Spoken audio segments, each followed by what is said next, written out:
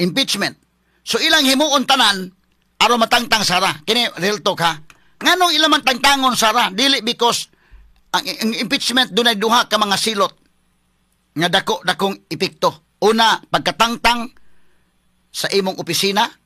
Ikaduha, ang perpetual disqualification sa paghandle og opisina sa gobyerno. Pero ang mga tao ron kibaw man ta.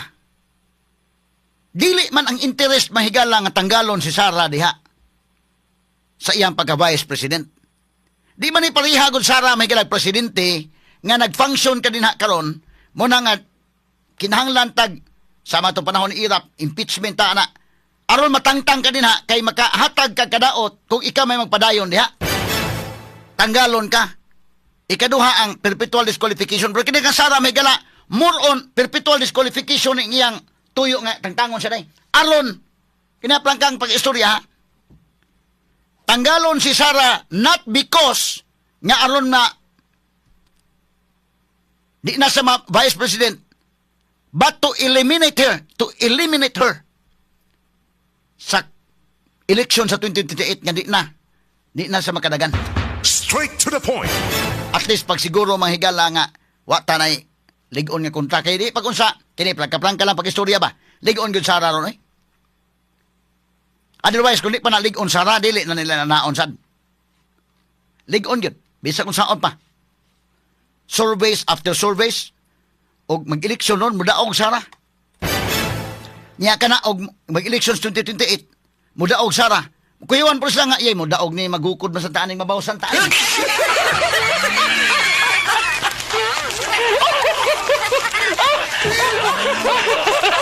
So ang tuyo gyud mga higala nga i-impeach gyud aron nga di makadagan sa 2028. Kay moingon ka mga higala aron matangtang sa iyang pagka-vice presidente, wa man kinahanglan na. Kay kanang vice president sa Philippine setting mga kigalaan, spare tire ka naman. Wa man kay appeals functions gobyerno, labi na karon Sara mga sukid di paminaw nga di na magani DepEd secretary. So vice president, unsa man ang vice president? Di na palaya sa US ba ang vice president ito doon nag-role? Ang sa ato mga kailangan, tagaan kag cabinet position para maka serbisyo ka. Pero di gani, vice president na gani ka, mura kag reserva ka ra gyud. Mao ra reserva ra gyud ka. Ang kisa may tangtangon nimo ang reserva nga wa man mag-function. Bisa pagtanggalon nimo sa lawa may effect sa nasod indikin. Kaya in the first place, wa naman na sa good as wa naman na sa lawa man ay gahom. Kuha ninyo wa man ay gahom Sara. Di na sa DepEd secretary. Ang iyang pagka-vice presidente, o unsay mahitabo sa presidente mo puli siya. Pero why mahitabo sa presidente wa kay gamit? Nara ka diya. Nya usa pa mitangtangon nimo inday kay may mag-function as gobyerno wa man. Og sa jeep pa na ba jeep? Dahil upat kaligid, nidagan ra ang jeep. Ang kanang vice president sama nag-spare tire ba na ang ligid niya reserva og maplatan, ada atong gamiton. So, problema kag tanggalon nimo na ang wa man na mag-function ng ligira.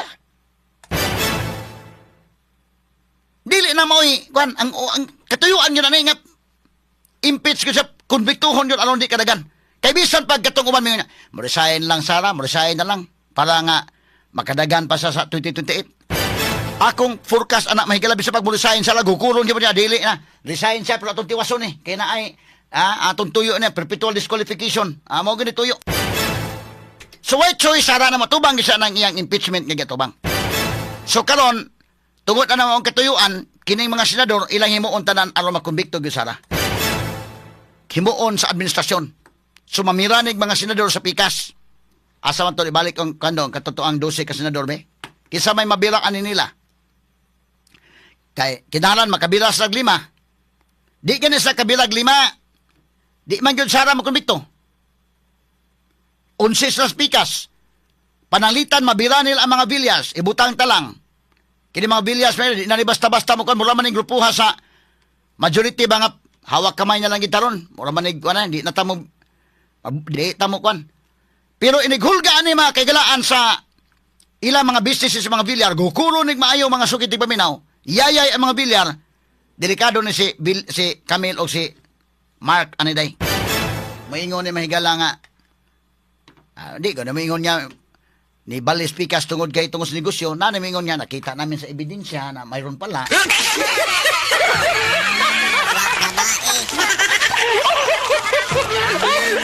Asa kini sa cheese, kini sa si Jinggoy o kini si Kwan, Joel, panalitan ang mabali ni sila. Pero di ni basta-basta mabali ha. Di ni basta-basta mabali, pero panalitan hulgaon nga. Pagpili mo, mga priso mo ni, nga na baywaran. Ang kang bato may grabe-grabe, kaya di na baywaran to, ay sisir ba ni? Ipadahig kas dahig. So inanaon nila mga kailan, delikado mabira nilang 5. O magkabira sila 5, konbikto sara. Kaya unsi naman sila kabukdaan dito. Ang laing problema ani mga kiksuan, kung di yun makabira, mingon ng 13 ka senador, hawak kamay na kita, bahala mga priso, total ang mga tao, kasabot man, unsa na yung sitwasyon ron. Ang pinakasakit na yung kabato dahil, kini iwan kang priso, di ba kang priso sa Pilipinas, at tulubig ikas dahig.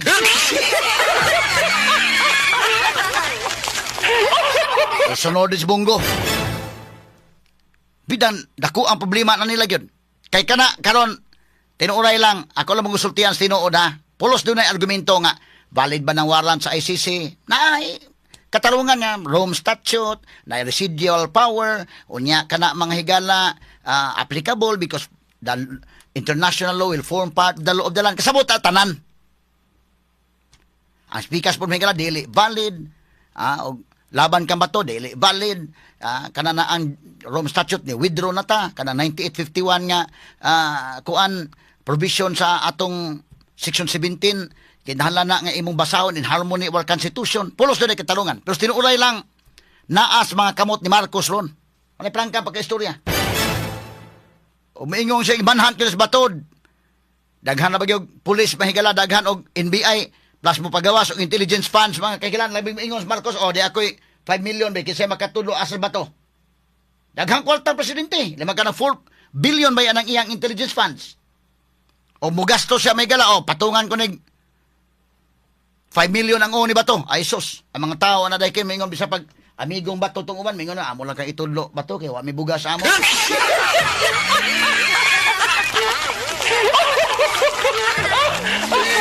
Kaya ako lang nang giagi katawa-katawa pero delikado kayo.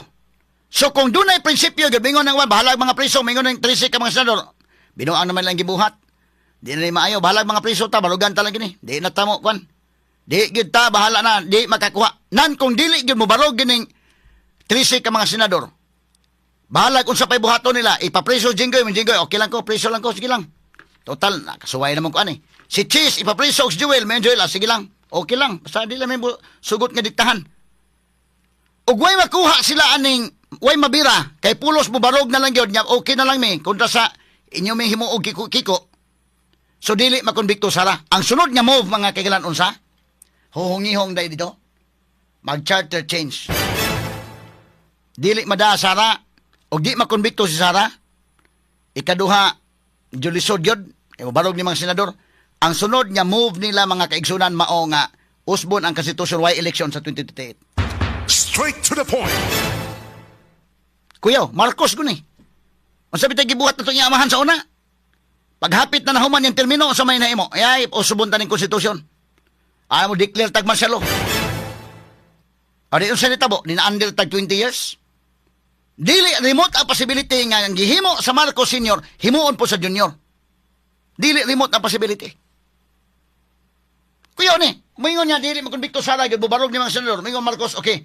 Kaya ka na sa Marcos, ang gikuyaw-kuyawan sa damay, gala, simba ko, oroy, mingon Marcos, dayon kong eleksyon, mudaog Sara. Si Marcos may gukuron, hasta ito mga congressmen may galang involved flood control, hadlock sa turon. So, unsay mando may Marcos, atong usbon ng konstitusyon, pinagi og Constitution Assembly, kunas. Kanaha, mo ni nang gawas nga huhungihong ron, mga sukitig paminaw. Unsa may mahitabo ning atong nasod in taon, mga kaigalaan. Humana ta na under og 20 katuig niya tong Marcos Senior. Karon ma-under na punta mahigala.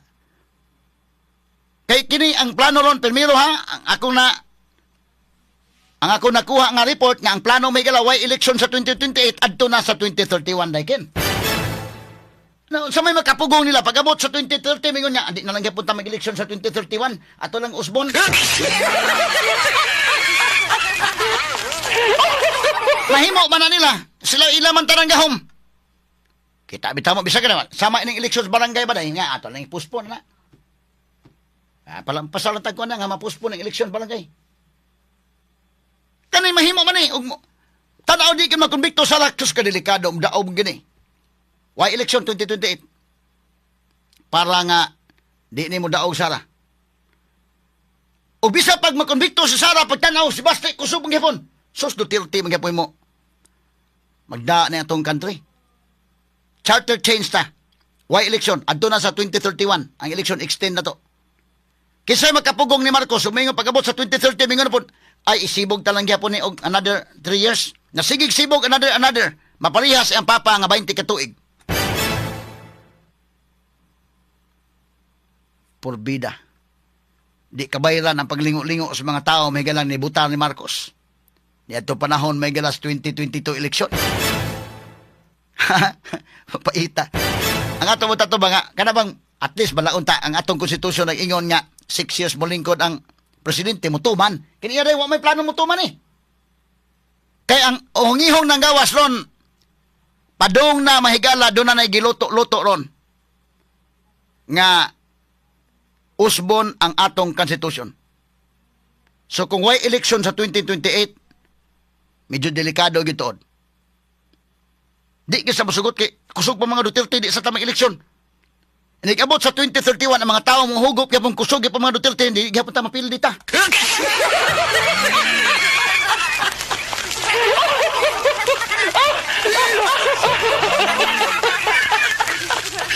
Kana mahigala ako lang ang giagi kato-katawa pero medyo dili na lalim mga sukit tig paminaw mo ni mahitabo. Kana mga possibilities na ha. Mga possibilities na forecast na ko na mga kaigalaan nga mahimong mahitabo, mahimong dili. Kay ako lagi mapa-forecasto ninyo kung pasagda na to ng mga senador according way pressure wa mahigalay kamo lang mabuot sa inyong konsensya lang dili makonbikto Sara. Pero kung presuron sa Malacañang delikado pa. Nan kung dili gyud mahigala makonbikto Sara kay mo barog gyud mga senador nga di gyud may bahala na magkinaon sa bala mga preso. Usbon ang konstitusyon. Unsa may mahitabo mga sukit tig paminaw. Mo nay butang nga angay na to mahigalang pamalandungan o ginaot munta nga di ta pasagdan sa kahitasan ninihitabo sa to nasod galon.